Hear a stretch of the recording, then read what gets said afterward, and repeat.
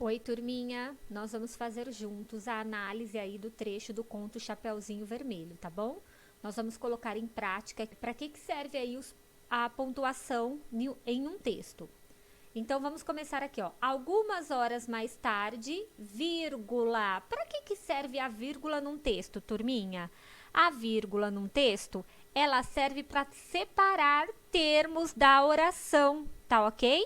Então, vamos colocar lá na nossa tabela, para que serve a vírgula? Na tabela da atividade 2D, tá ok?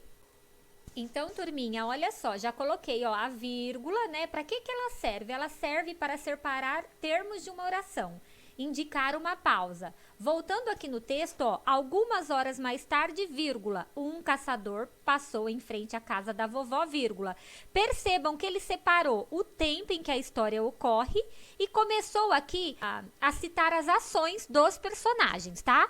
Vamos continuar aí a nossa história. Ouviu o barulho e pensou.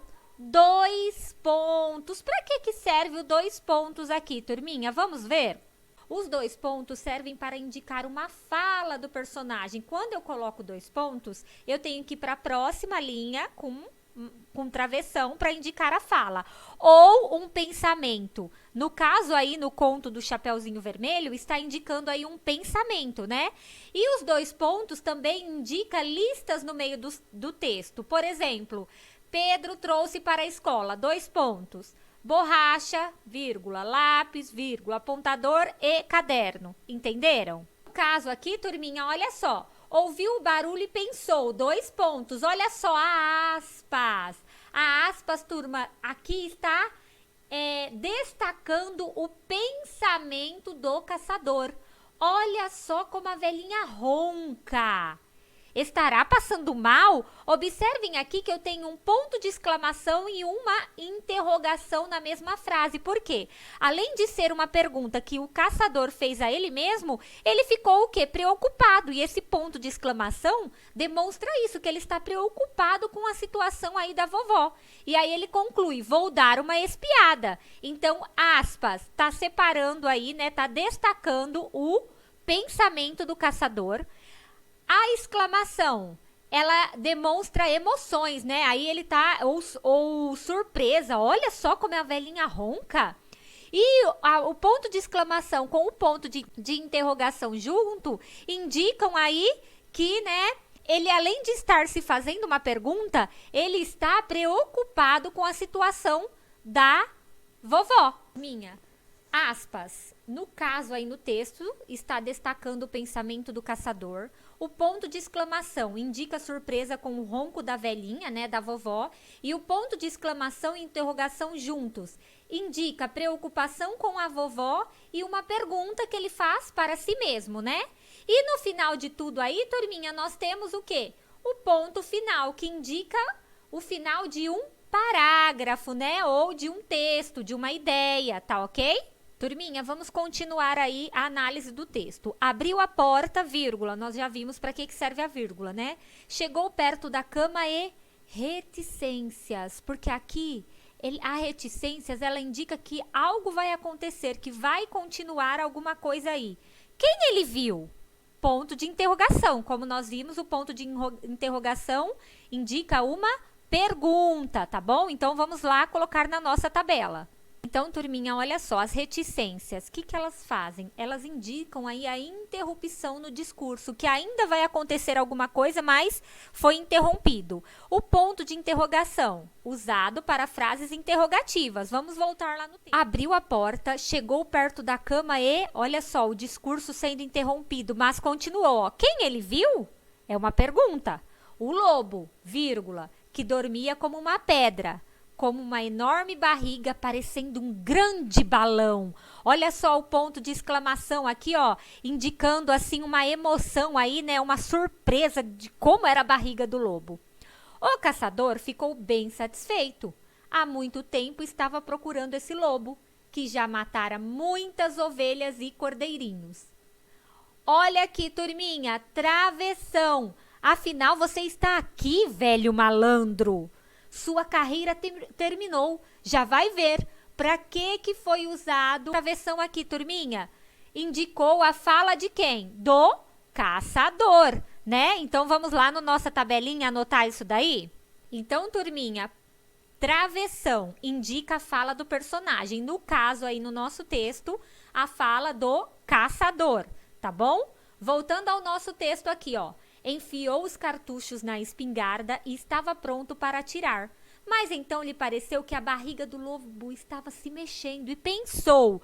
Olha de novo os 2 pontos e as aspas para destacar o pensamento do caçador. Aposto que este danado comeu a vovó, sem nem ter o trabalho de mastigá-la. Olha que maldade aqui, ó. O ponto de exclamação aqui, ó, indica a emoção dele, né? De saber que o lobo tinha engolido a vovó. Se for isso, talvez eu ainda possa ajudar. Fechei as aspas. Toda vez que eu abro uma aspa, eu tenho que fechá-la quando eu concluo aí o pensamento do personagem, né? Ou o destaque aí. Nem sempre será só de pensamento, tá, turma? Guardou a espingarda, pegou a tesoura e... Reparem, turma, que todas as ações aqui, ó, são separadas por vírgula. O que ele fez primeiro? Guardou a espingarda, vírgula. Pegou a tesoura e, vírgula, bem devagar, vírgula, bem de leve, começou a cortar a barriga do lobo ainda adormecido. Ponto final, que indica o final desse parágrafo. Na primeira tesourada, apareceu um pedaço de pano vermelho. Na segunda, uma cabecinha loura. Na terceira, chapeuzinho vermelho pulou fora. Obrigada, senhor caçador. Olha de novo o travessão. Aqui ele está indicando a fala da Chapeuzinho Vermelho, né?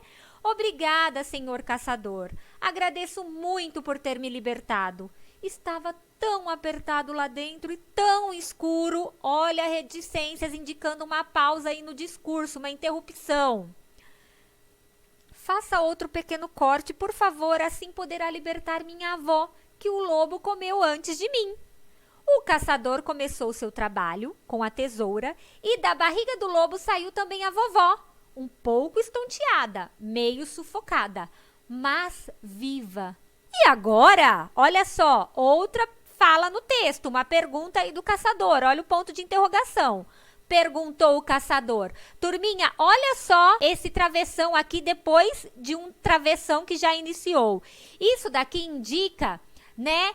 Tá destacando aí que a pergunta foi do caçador. E aí ele colocou um outro travessão porque a fala do caçador continua. Então eu posso colocar as duas falas no mesmo parágrafo porque são as falas do mesmo personagem, né? E agora, perguntou o caçador, temos de castigar esse bicho como ele merece.